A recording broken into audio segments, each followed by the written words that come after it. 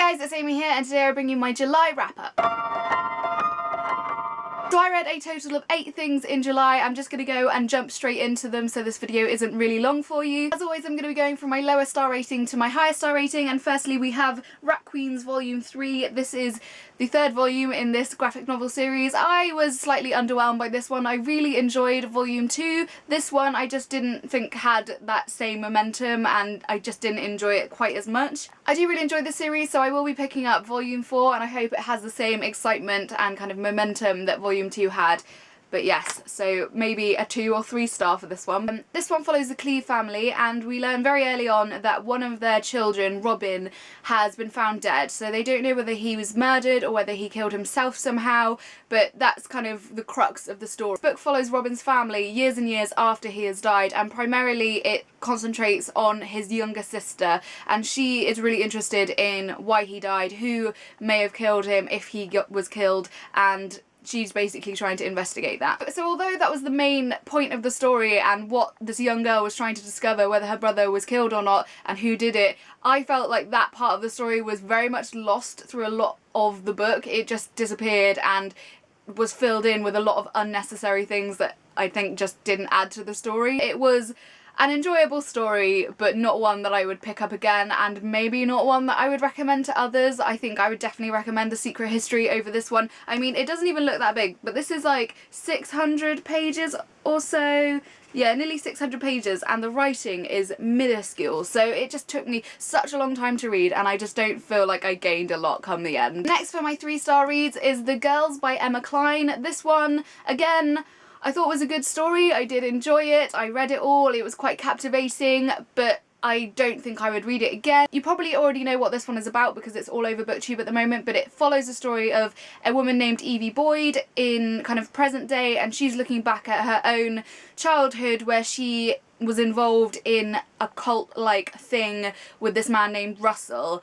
In the summer of 1969, Evie sees these girls in this park and she becomes completely obsessed with them and she thinks they're amazing and she wants to become part of what they are, and so she eventually gets involved, and it is a cult type thing, and Russell is the leader of this group of people, and you then later go on to learn that they end up murdering people. The premise of this story, the idea of the cult-like behaviour, the one man being in charge, the music and the way that the whole story is kind of spun, and then the murders that happen in this book are all based on true life events of the 1969 Manson murders. They're not exactly the same. It's not kind of word for word, people for people put into this book, because I don't think that would be particularly respectful to the people that actually got murdered and things like that. I mean, there are similarities, but it's not exactly the same, which I thought was a good thing overall. I don't really know how much we gained from having Evie as an older woman looking back on what had happened in 1969. Like, I very much think that this story could have just been told from this perspective of Evie in 1969 rather than having this older version of herself, which didn't seem to add much to the story. I don't know what Emma Cline was trying to do by having her as this older character, because I don't think she was really criticising what she had done. She wasn't really giving off any more information or divulging anything else. Like, it just seemed like I don't know what we gained from that. It just didn't seem necessary. So yes, I would recommend this one if you're looking for like an easy, quick summer read. I mean, it's not particularly happy because obviously there's murders in it, but it is an interesting one, and then to go on and research about the Manson murders I found to be like a really interesting thing to do. So yes, there we go. And my final 3-star book of the month is Harry Potter and the Cursed Child Parts 1 and 2. This is the script from the play that is now being performed in London. When I first finished this book, I gave it 4 out of 5 stars on Goodreads, but since then I have dropped it to 3 stars simply because I think I was too emotional to give a good star rating straight after reading it, and have since thought about it a lot more and thought actually I don't think it deserves a 4 star. I'm in 2 minds about this book because I really wanted to love it. I got so excited waiting for it to arrive and then reading it and experiencing those characters again. I did enjoy, but then the plot just didn't make sense and it was ludicrous. Like, whatever was going on with J.K. Rowling for her to write this, I don't know, I don't understand it. This play reads like it would be performed like a child's pantomime. Like, when the bad guys come on, everyone would boo and hiss. And I don't think that's what it is intended. Like, I think it's meant to be more of a serious, you know, drama type thing rather than a joke. Like, it came across as silly to me, and I didn't like that. If you would like to see some really fantastic reviews of this book, I will link two people down below, very much on opposite ends of the scale. Mercedes at Mercy's Bookish Musings, she really disliked the book, she gave it 1 star, and her video was really fantastic. I love the points that she brought up, and a lot of them were things that I had felt in the book as well, and I had thought, oh, like, what is going on? And so she discusses a lot of things that I agree with. And then on the other end of the scale, there's Christine at Poland Banana Books. She made a really good video just pulling apart the whole book, saying all the negative things that she thought about it, but then ultimately she enjoyed the book, and so I thought her video was fantastic. So I think I'm somewhere between these two people. I just don't know how I feel about it, and there were a lot of flaws, but I just love Harry Potter, and so I don't know whether it's just that emotion that's making me want to love it, or whether, oh, I don't know. Please do let me know if you have read this one. Talk to me in the comments. Moving on to the 4-star books from the month, and firstly we have White is for Witching by Helen Oyeyemi. This one follows the story of a girl named Miranda and her family who live inside this large house which is also run as a bed and breakfast. The women in the family before Miranda are all dead, so her mother, her mother's mother, and so on, and they seem to haunt this house. So they seem to have this personality, and the house seems to emanate some of their personality somehow. And that Miranda has pica, which I think is what it's called. I didn't really know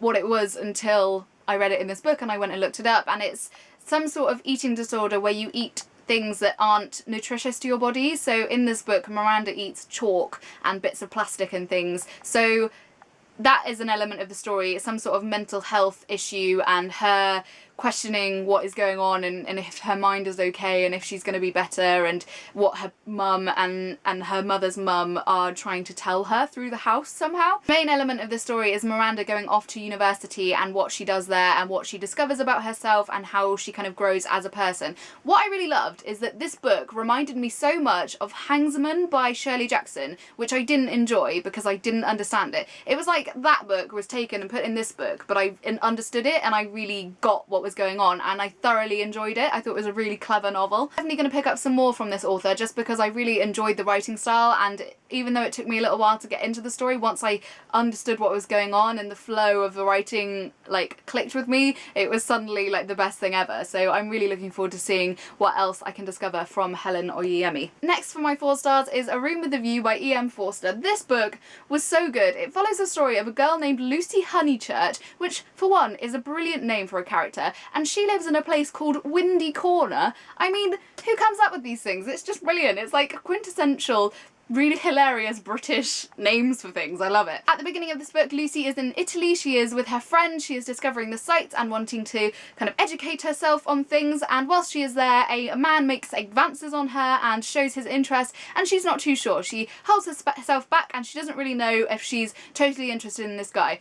When she gets back to England, another guy makes advances on her. I mean, she's very popular, this lady, and she's not really sure about this one either, so she's in the middle of these two men and she's needing to make a decision, and that's basically what the story is about. You can see it's not a very long book, and it was just a really wonderful, cute little story that I really, really enjoyed. I loved Lucy and her decisions and what she was trying to do in life, and all of these men were just flippin' hilarious. Like, I love reading books like this because they're so sexist, they're so ridiculous, that it's just almost amusing to read, because obviously you can't be offended by a book like this because it was written such a long time ago. You can't take offence at all these tiny sexist remarks and all these things that happen, but I just find it amusing. Like, I think it's really hilarious. Like, the ideas that they have about women, it's just ridiculous, but I thought it was great. And my final 4-star book for the month was The Mad Ship by Robin Hobb. This book was brilliant. It took me so long to read though. Like, it is a proper heifer. I mean, it was like 900 pages long, probably the longest book I've read this year actually. But it was thoroughly enjoyable. This is the second book in the Live Ship Traders trilogy, and I liked it just as much as the first. I didn't think I enjoyed it more than the first. I just think they're all on a par. I'm not going to go into what this book is about because obviously if you haven't read the first book in the trilogy then I'm going to spoil it for you, but I'm just going to say that the characters in this book really did something for me. Like, I really loved the advancement of some of the characters. They went from being like really childish and really, really annoying. Like, there was one girl in the first book that I couldn't stand. Like, I wanted to just go in there and smack her over the head half the time. time, but this book, she just went from like me hating her to me like really, really loving her as a character because she grew so much as a person. I thought it was brilliant. And the final book that I want to talk about today, and the only 5-star read that I had this month, is Brain on Fire, My Month of Madness by Susanah Cahalan. So this one is Susanah telling her story of how she went from being a normal, sane person who had a fantastic job working as a journalist at the New York Post. She had all the things going for her, her boyfriend, her family, everything was in a good place. And suddenly, in the space of a month, she went from that to being like psychotic. Doctors couldn't work out what was wrong with her. They were giving her CAT scans, MRI scans, blood tests, numerous things to try and work out what the hell had happened to this woman to make her suddenly seem like she was schizophrenic. As Susanah's career is a journalist, this book not only is a fantastic source of non-fiction where you learn a lot of things about this illness that she had, it also is a wonderful story. She writes it in such a readable way. So I won't spoil it for you because a big element of this book is the doctors trying to work out what has happened to Susanah and if she's going to be okay. I mean, it seriously gets to the point where she can't speak, she can't read, she can't move herself, she can't clean herself.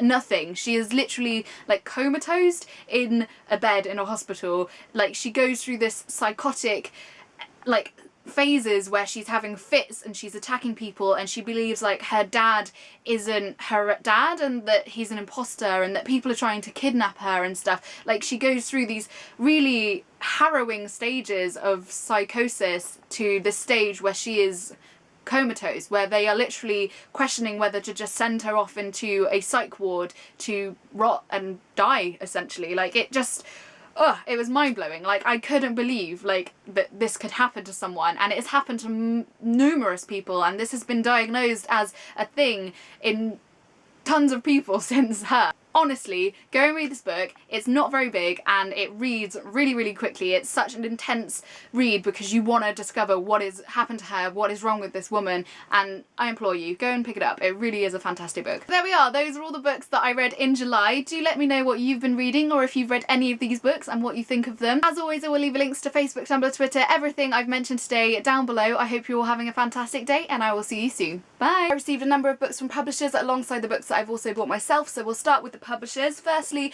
from Faber, I received